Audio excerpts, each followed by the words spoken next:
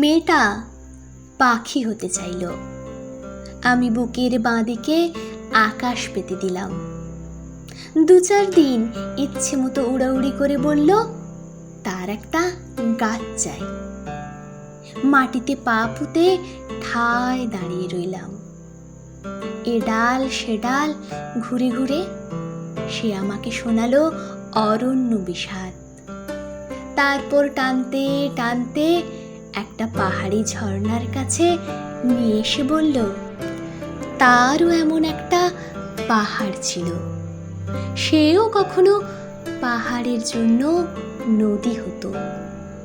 আমি ঝর্ণার দিকে তাকিয়ে মেয়েটাকে বললাম, নদী আর নারীর বয়ে যাওয়ায় কোনো পাপ থাকে না। সে কিছু ফুটে থাকা ফুলের দিকে তাকিয়ে জানতে চাইল কি নাম।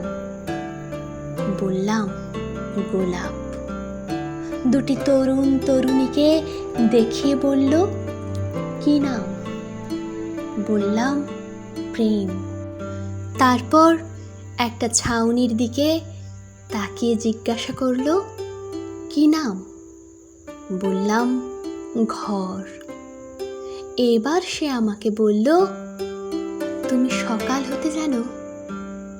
আমি বুকের বাঁদিকে তাকে সূর্য দেখালাম।